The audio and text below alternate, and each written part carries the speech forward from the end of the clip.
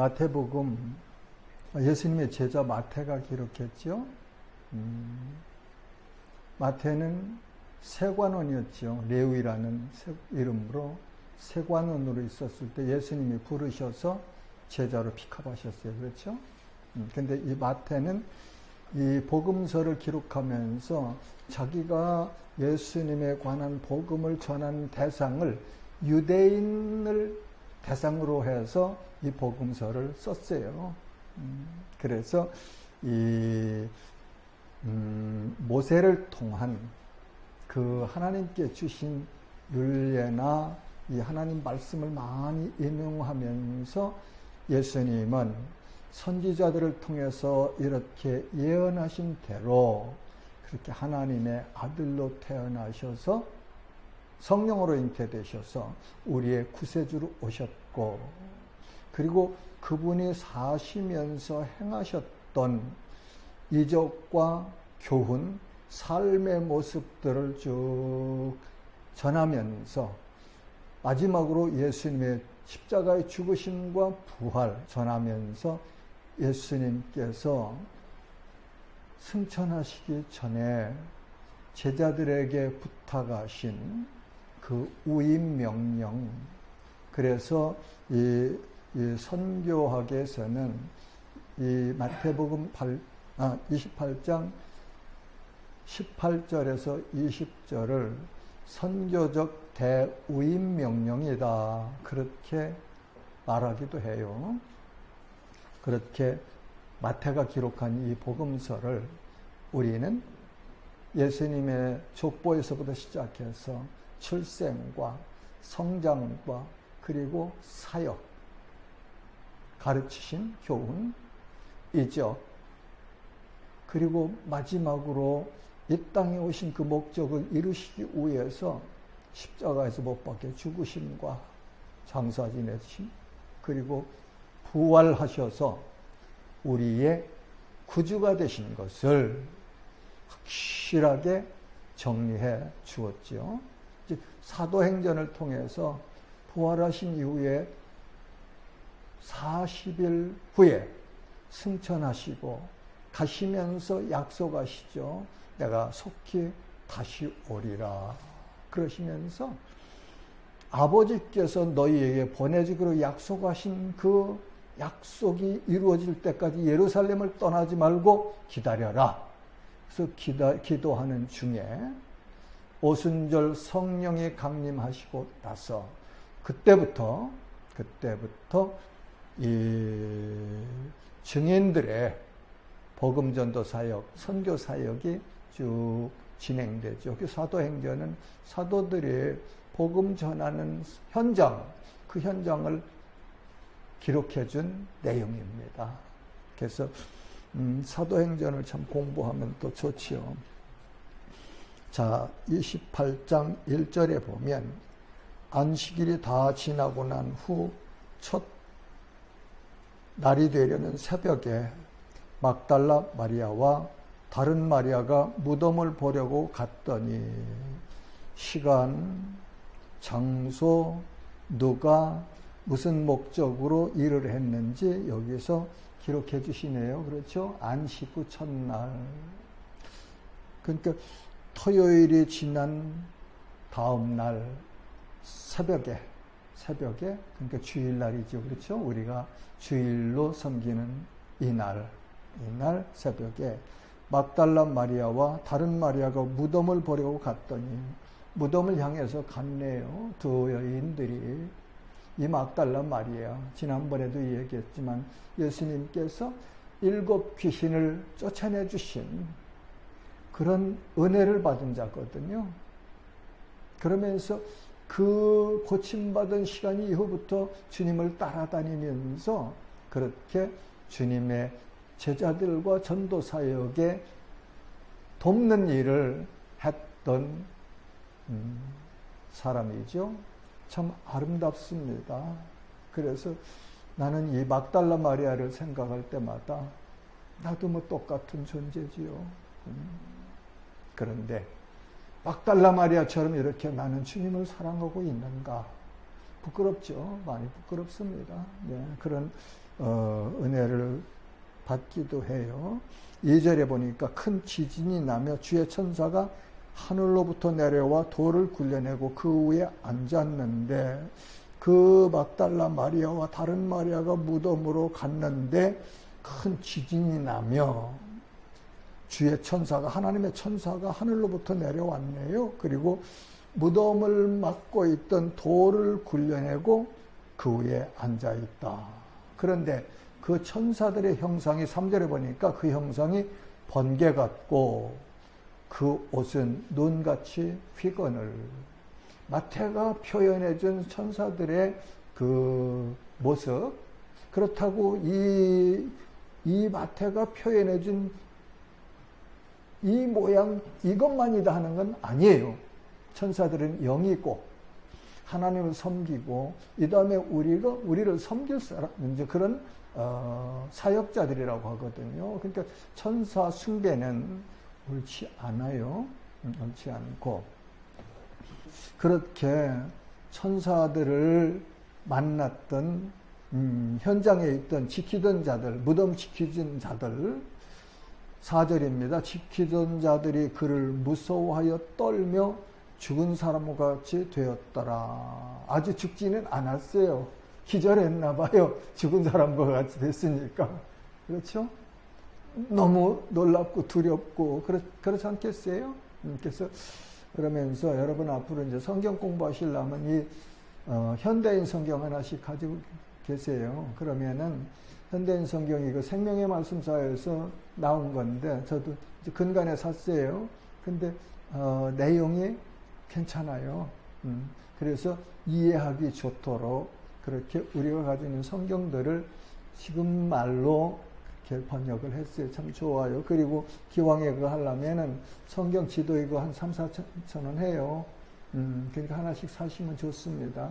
그러면은 성경을 읽으면서 사도들이 이렇게 쭉 그 선교 여행 다니던 지역도 보고 예수님께서 계실 때 활동하시는 지역들, 구약에서 아브라함과 이 이스라엘 민족을 하나님께 인도하시던 지도들이 여기 있거든요. 그래서 유익해요. 나는 그래서 성경을 읽을 때 이 성경 지도를 펴놓고 지명이 나올 때는 그렇게 확인하면서 가요. 자, 5절은 천사가 여자들에게 말하는 내용이죠. 천사가 여자들에게 말하여 이르되 너희는 무서워하지 말라. 먼저는 무서워하지 말라고 안심시켜 주네요. 예수님도 부활하셔서 처음에 제자들이 예루살렘에서 문 꼭꼭 닫고 두려워할 때 공간을 초월해서 오셔서 제일 먼저 말씀하시는 것이 평강이 너에게 있을지어다, 평안할지어다, 샬롬. 그래서 그 말은 두려워하지 말아라. 그런 거죠.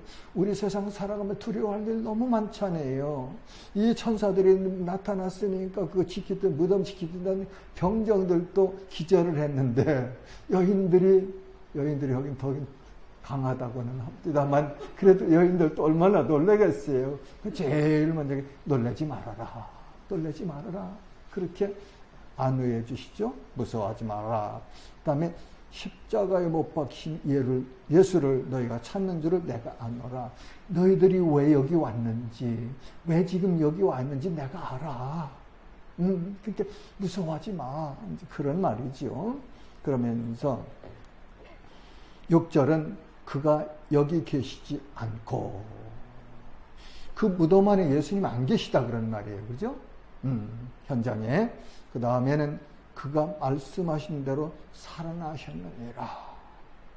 예수님이 말씀하셨어요. 직접 이렇게 내가 예루살렘에서 장로들과 대제사장들에게 죽임을 당하고 3일 만에 다시 살아나리라. 3번이나 말씀하시고 다른 데서 약간 그렇게 하셔서 제 기억으로는 4번을 복음서에서 그렇게 말씀하신 거로 기억돼요. 근데 그 말씀하시던 대로 살아나셨느니라. 그러면서 와서 그 누우셨던 곳을 보라.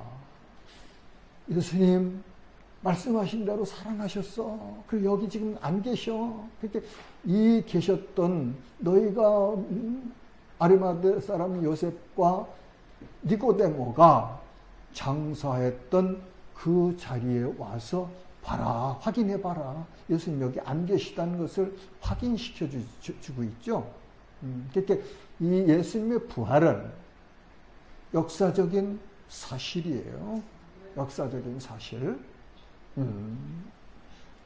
자, 그 다음에는 이제 그렇게 가르쳐 준 다음에 해야 될 일을 또 말해 줍니다. 7절에 보면 또 빨리 가서, 빨리 가래요, 빨리. 그의 제자들에게 이르되 그가 죽은 자 가운데서 살아나셨고 빨리 가서 너희들이 가서 예수님이 부활하셨다는 사실을 제자들에게 말해줘라. 그런 말이죠. 그러면서 너희보다 먼저 갈릴리로 가시나니 거기서 너희가 배우리라 하라. 보라, 내가 너희에게 일렀느니라 하시거늘. 그러면서 제자들에게 부활하신 예수님이 너희들보다 먼저 갈릴리로 가실 테니까 너희는 그 갈릴리로 가서 예수님을 만나라. 그런 말이죠. 그러면서 뭐라고 했죠? 내가 너희에게 일렀느니라, 내가 너희에게 말했느니라 확인하고 있잖아요. 하나님 말씀은 그래요. 말씀하시고 말씀하신 것을 확인하거든요. 그래서 말씀을 이렇게 쭉 읽으면서 은혜를 깨달으면은 너무너무 참 행복하고 그리고 감사하고 그 영적인 밀려오는 그 하나님의 은혜를 체험하며 그 속에서 말이죠. 그 신비로운 그 평안과 기쁨, 찬양 이런 것들 누릴 때 얼마나 감사한지 몰라요. 그래서 성경을 읽고 연구하고 나누고 하는 거죠.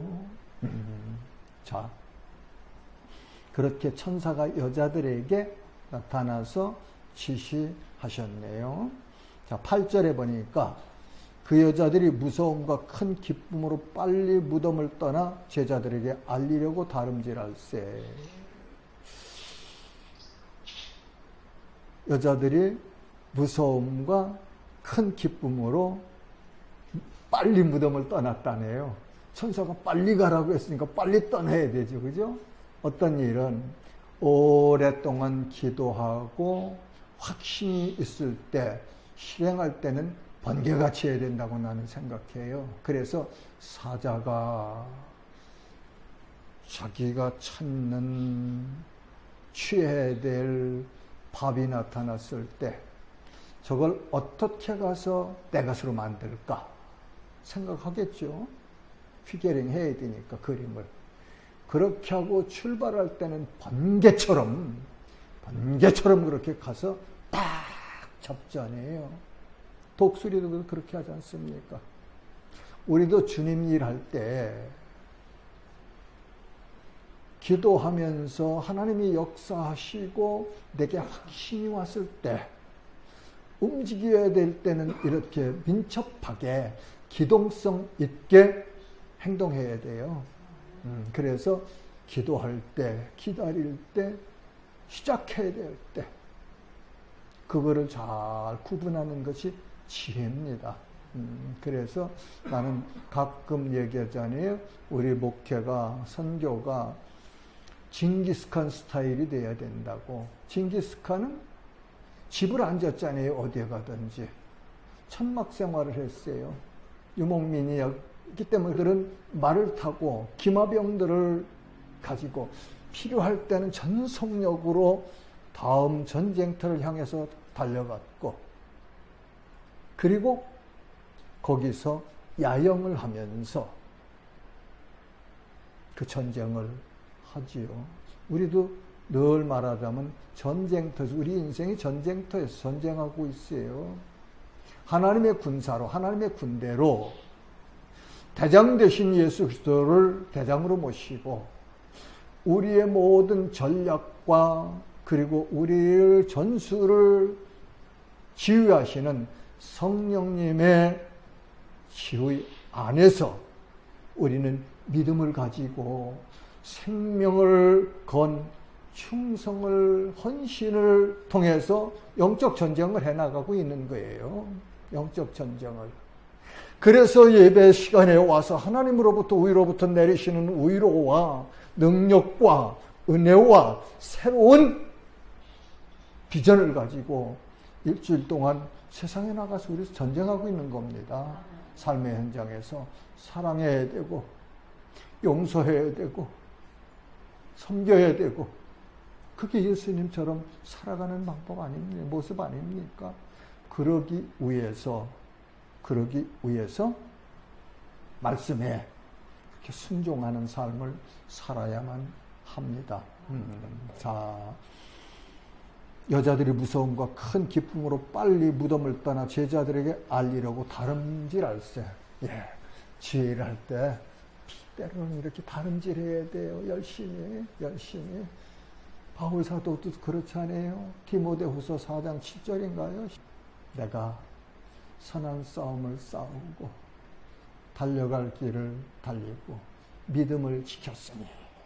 그러잖아요?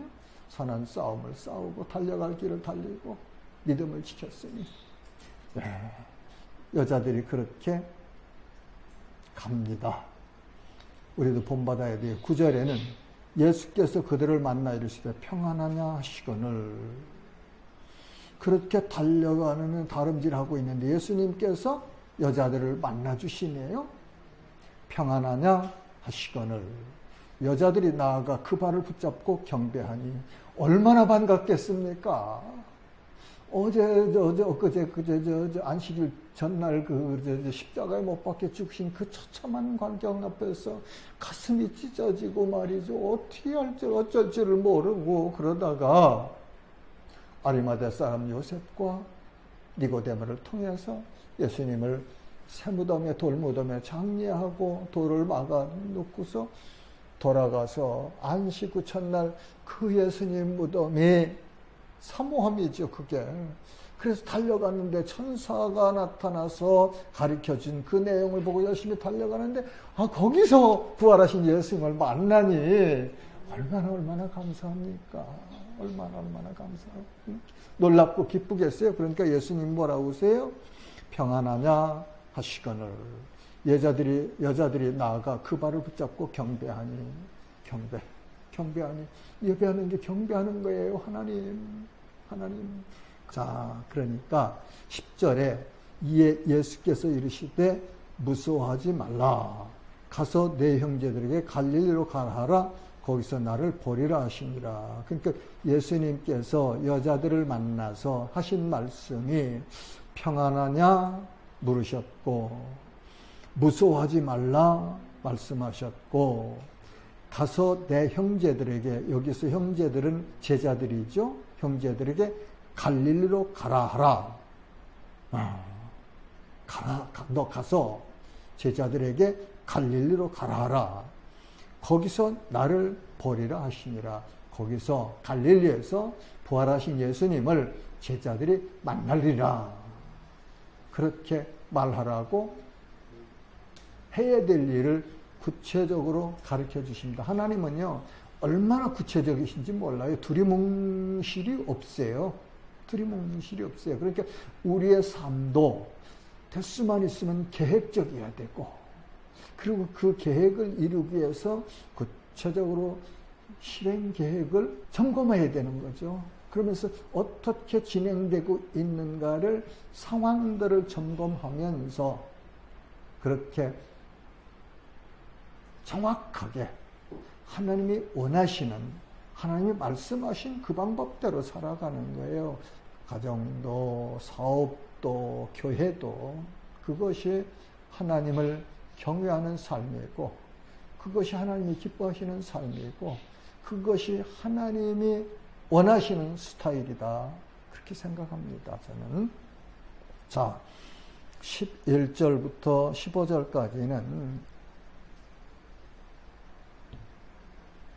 경비병들과 장로들과 대제사장들이 나눈 협작한 거지, 협작. 거짓말. 자기의 부끄러운 일을 가리려고, 숨기려고 거짓말을 만들어내는 그런 내용이죠.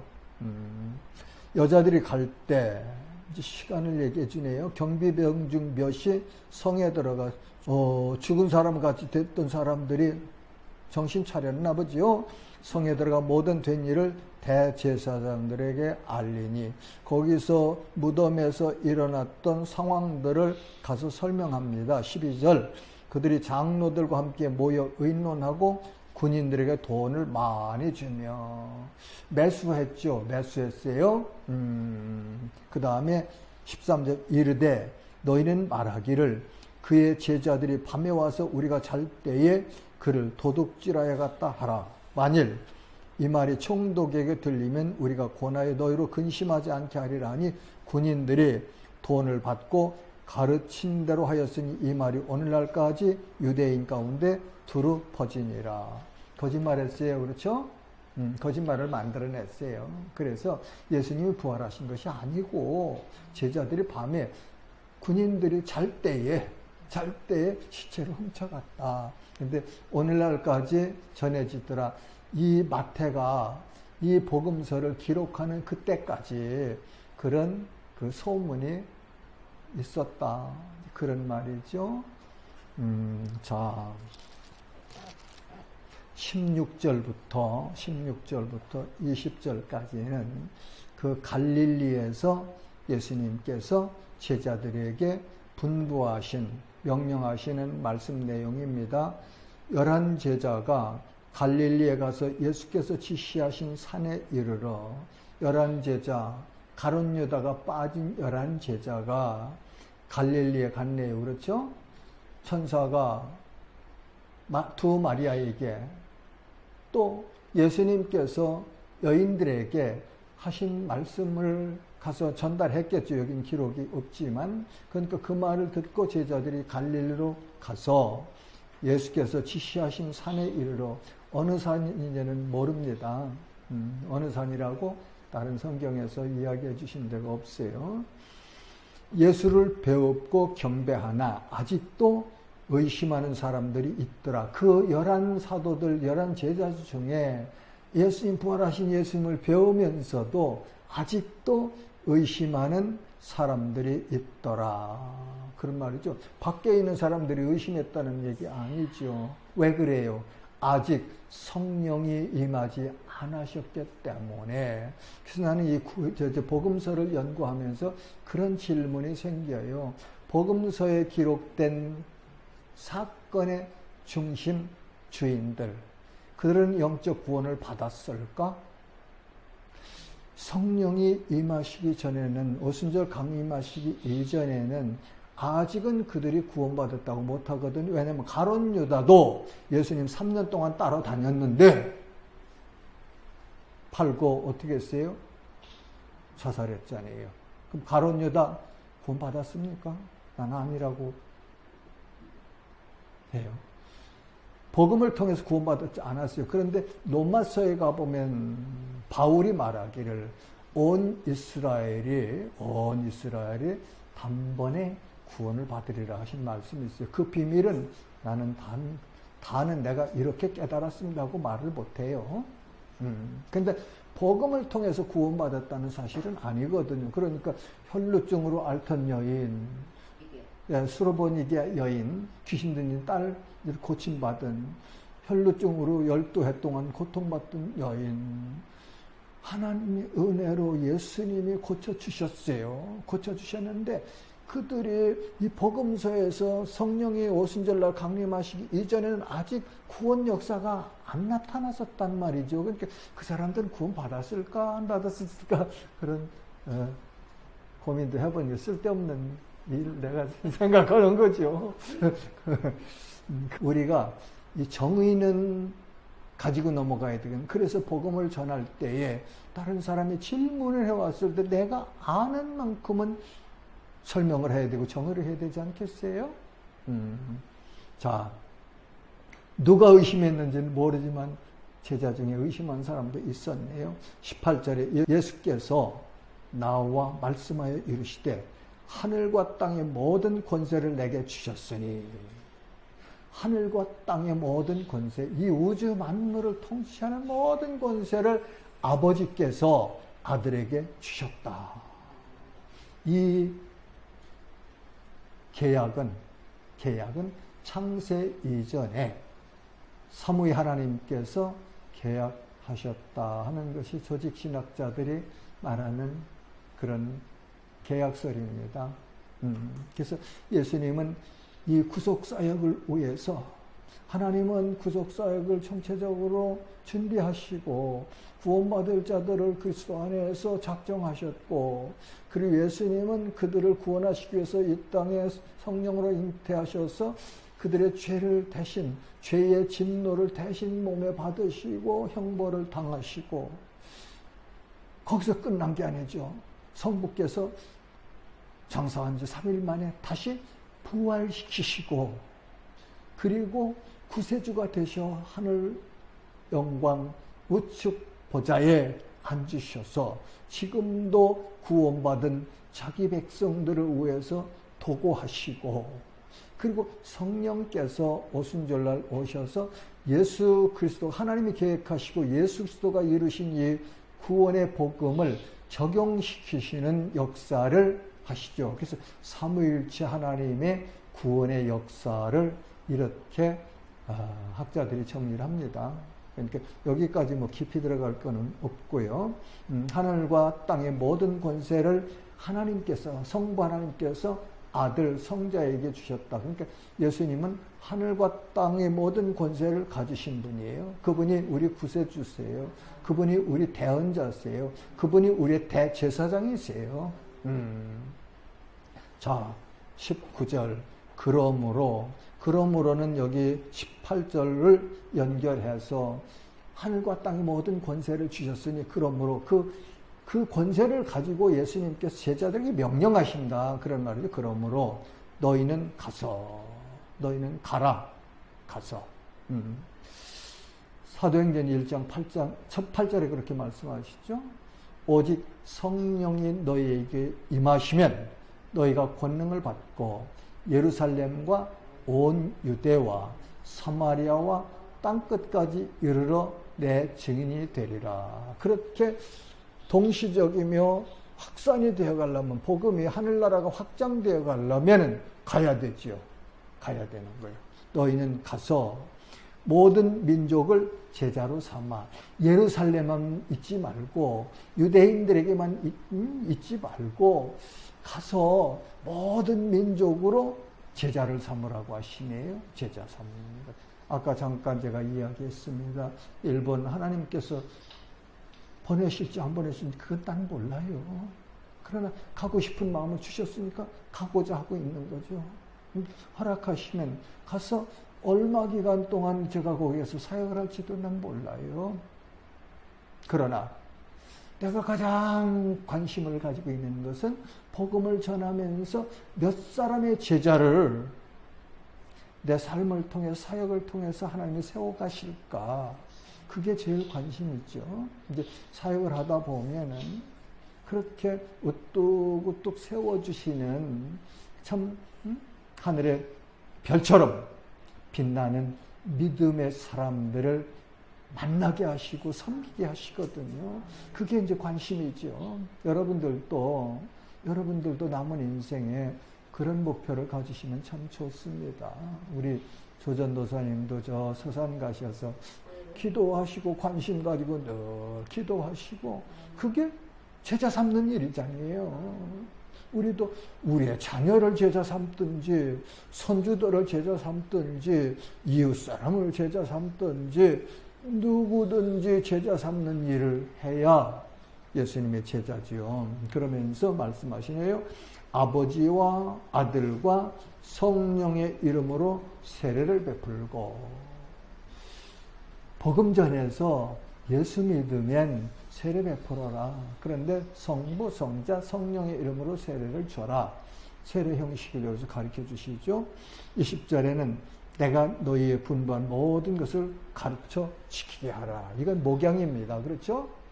복음 전해서 하나님의 은혜로 성령의 역사하심으로 예수 그리스도를 믿어서 구원받았으면은 제자로 삼아 가르치고, 그리고 가르친 것을 예수님의 말씀대로 살아가나 이거를 확인하고 케어하는 것이 이게 목양이죠, 목회죠. 그래서 목회에 이 19절, 20절, 18절부터 이렇게 20절까지 말씀을 늘 붙들고 그렇게 사역해야 되죠. 볼지어다 내가 세상 끝날까지 너희와 항상 함께 있으리라 하시니라. 약속입니다. 그렇죠? 약속. 이 약속은 불변해요. 예. 이 약속은 믿는 자들에게 영원토록, 내가 생명이 있는 날, 그날까지, 내가 삶의 현장에서 복음을 전하는 그날까지 이 약속은 유효해요. 예수님이 오셨다 가셨다 그러지 않아요.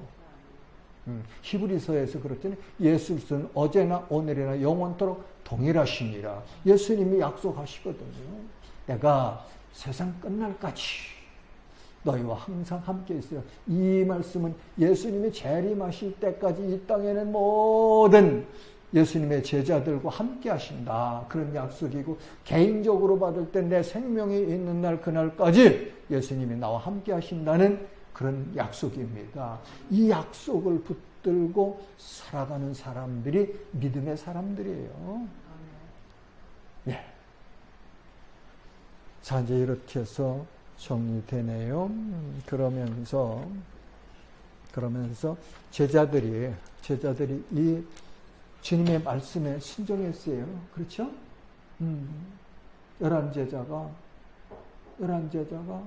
요한 사도 외에는 다 순교했어요.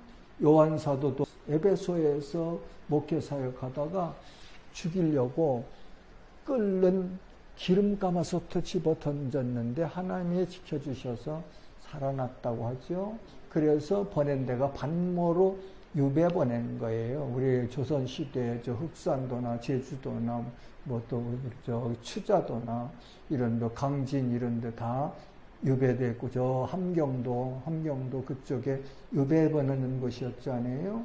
그 당시에 요한은 반모섬으로 그렇게 유배당해서 주님의 날 혼자 예배드렸어요. 그 반모섬에서. 그때 예수님의 계시해 주시는 장래될 일을, 환상들을 보고 그걸 기록한 것이 요한계시록이잖아요. 그리고 사도 바울 사도행전 20장 24절에 내가 달려갈 길과 주 예수께 받은 사명 곧 하나님의 은혜의 복음을 증언하는 일을 마치려 하면은 나의 생명조차 조금도 귀한 것으로 여기지 아니하노라. 그리고 31절 보면 그러므로 여러분이 읽게요. 내가 3년이나 밤낮 쉬지 않고 눈물로 각 사람을 훈계하던 것을 기억하라. 목회자의 심정을 여기서 가르쳐 주세요. 이 심정을 가지고, 이 마음을 가지고 목회해야 맞습니다.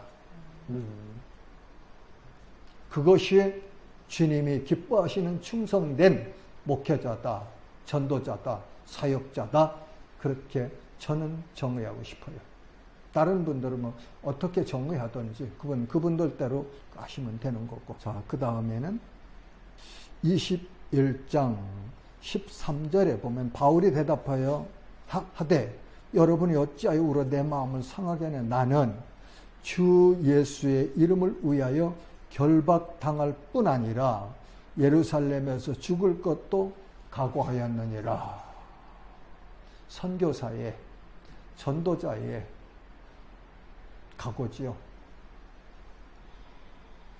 목회자 이 각오 가지고 목회해야 돼요.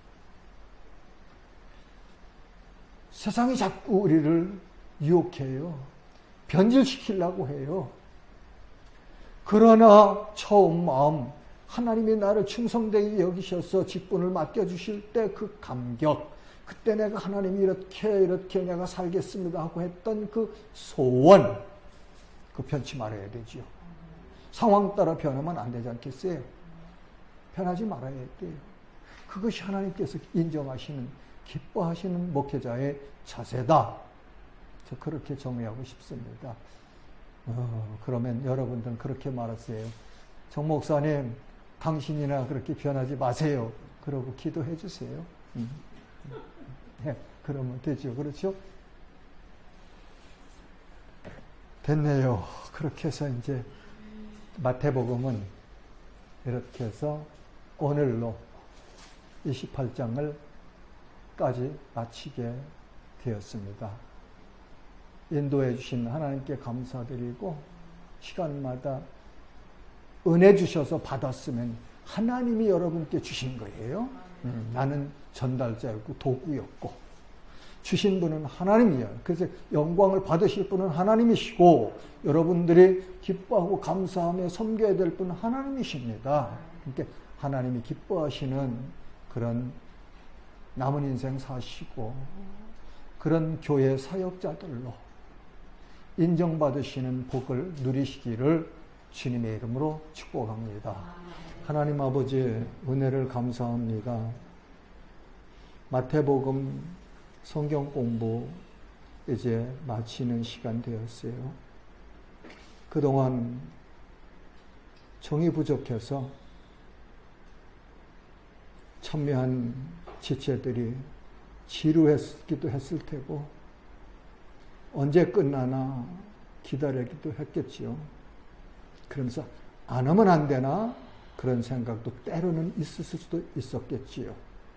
다 지나갔습니다. 하나님, 소원하오니 하나님 문을 여시옵고, 이 성경 공부에 시간 참여했던 모든 지체들 마음속에 하나님의 의로하심과 평강과 넘치는 은혜로, 믿음으로, 소망으로 충만하게 하여 주옵소서. 그래서 사도들이 예수님의 분부를 따라 살다가 주님 앞에 섰던 것처럼 우리도 남은 인생 그렇게 살아갈 수 있도록 주여 복을 내려 주옵소서. 모든 영광 주께서 홀로 받으시기를 원하옵고, 예수님의 이름으로 감사하며 축복하며 기도하옵나이다. 아멘.